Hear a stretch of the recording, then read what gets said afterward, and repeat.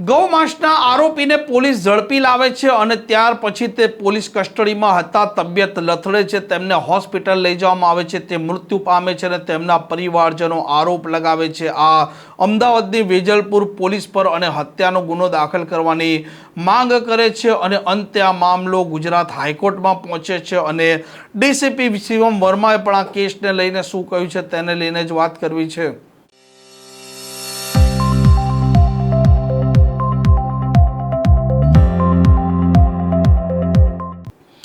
નમસ્કાર, આપ જોઈ રહ્યા છો હોટલાઇન ન્યૂઝ અને હું છું આપની સાથે તોફિક ગાંચી। અમદાવાદના વેજલપુર પોલીસ સ્ટેશનમાં ગૌમાંસના એક આરોપી છે તેને પોલીસ પકડી લાવે છે। ઝહીરુદ્દીન શેખ છે તે પોલીસ કસ્ટડીમાં હતા, તેમને એકાએક તબિયત લથડે છે, તેમને હોસ્પિટલ સારવાર અર્થે લઈ જવામાં આવે છે, તે મૃત્યુ પામે છે અને ત્યાર પછી તેમના પરિવારજનો આ વેજલપુરની પોલીસે તેમના સામે ગંભીર આરોપ લગાવતા કહે છે કે પોલીસે તેમની જે દવાઓ હતી તેનો ઓવરડોઝ આપ્યો અને તે કારણસર તેમની તબિયત લથડે છે અને તે મૃત્યુ પામે છે। પોલીસ કર્મચારીઓના વિરુદ્ધમાં હત્યાનો ગુનો દાખલ થવો જોઈએ તેવી માંગ પણ આ પોલીસ સ્ટેશનના બહાર તે ઉચ્ચારે છે, ધરણા કરે છે અને પોલીસ ગુનો દાખલ નથી કરતી। ત્યાર પછી તે ગુજરાત હાઈકોર્ટ પહોંચે છે અને ગુજરાત હાઈકોર્ટે આ અરજી હતી તે ફગાવી છે। ઘટનાને લઈને ઝોન 7ના ડીસીપી શિવમ વર્માએ વિગતો આપી છે। ગઈ 5/5/2026 વેજલપુર પોલીસ સ્ટેશનમાં BNS 325 Gujarat animal preservation act, prevention of cruelty to animals act અને PPMC એક્ટમાં એક ગુના નોંધાયેલો હતો, જે અનુસંધાને 18 ઝહીરુદ્દીન ગ્યાસુદ્દીન શેખ કરીને એક ઇસમ છે જેની અટક વેજલપુર પોલીસે કરી હતી અને એની મોડી રાત્રે એની તબિયત લથડાઈ ગઈ હતી। તે પછી એના સોલા સિવિલ અને પછી અસારવા સિવિલ અને પછી SVPમાં એનો દાખલા થયા હતા અને 20/5 એની ડેથ SVP હોસ્પિટલમાં થઈ ગઈ હતી અને 21/5 એનો સન તોફિક શેખ જે છે એને પોલીસ ઉપર FIR કરવા માટે ગ્રીટ પિટિશન નામદાર હાઈકોર્ટમાં દાખલ થયેલી હતી અને એમાં સરકારી વકીલ શ્રી હાર્દિક દવે અને APP શ્રી મૈથિલી મહેતા અપીલ થયા હતા સરકાર તરફથી।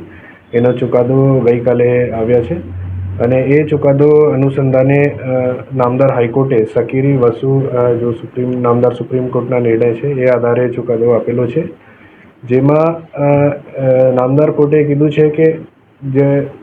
અગર યદિ પોલીસ સ્ટેશન FIR ના નોંધે છે તો એનો statutory remedies, alternate remedies BNSS અને CRPCમાં ઉપલબ્ધ છે। એ એક્ઝોસ્ટ કર્યા પછી જ રીટ પિટિશન નામદાર હાઈકોર્ટમાં દાખલ કરવાનું રહે છે અને જે અનુસંધાને BNSS 173 ક્લોઝ 4માં સુપ્રિન્ટેન્ડન્ટ ઓફ પોલીસ કે અથવા કમિશનર ઓફ પોલીસમાં અરજી કરવાની હોય છે અને તે પછી પણ FIR દાખલ ના થાય તો 175 ક્લોઝ 3માં મેજિસ્ટ્રેટને લિખિત અરજી આપવાની હોય છે અને તે પછી એમાં પણ FIR ના થાય તો રીટ પિટિશનનો ઓપ્શન ઉપલબ્ધ યુઝ કરવાનું હોય છે અને ડાયરેક્ટ રીટ પિટિશન કરીને FIRની જો છે એ વ્યાજબી છે નહીં, એ હાઈકોર્ટના નામદાર હાઈકોર્ટે નિર્ણય આપ્યો છે અને એ કરીને એની પિટિશન ડિસમિસ થઈ ગયેલી છે અને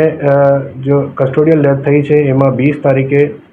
SDM શ્રીમાં વિડીયોગ્રાફિક ઇન્ક્વેસ્ટ પંચનામા થયા હતા, જેમાં કોઈ પણ રીતની એક્સટર્નલ ઇન્જરી છે નહીં અને BGMCમાં પોસ્ટમોર્ટમમાં પણ પેનલ PM દ્વારા થયા હતા, એમાં પણ કોઈ પ્રકારની એક્સટર્નલ ઇન્જરી છે નહીં અને એડી દાખલ થયેલી હતી 20 તારીખે, જેની તપાસ ACPM ડિવિઝન અત્યારે કરી રહ્યા છીએ અને એમાં કોઈ પ્રાઇમા ફેસી કોઈ પણ પ્રકારના પોલીસ ટોર્ચર કે કોઈ પ્રકારની પોલીસથી ગેરરીતે કોઈ પણ પ્રકારની અત્યાર સુધી પ્રાઇમા ફેસી માહિતી છે નહીં, એ કરીને પ્રોપર ઇન્વેસ્ટિગેશન ચાલી રહ્યા છે અને FIR નોંધાઈ છે નહીં। સર, પોલીસે કોર્ટમાં સબમિટ કર્યું હતું કે જે અરજદાર છે એ કોઓપરેટ નથી કરી રહ્યા FIR કરવા માટે, તો એમાં કેટલું તથ્ય છે?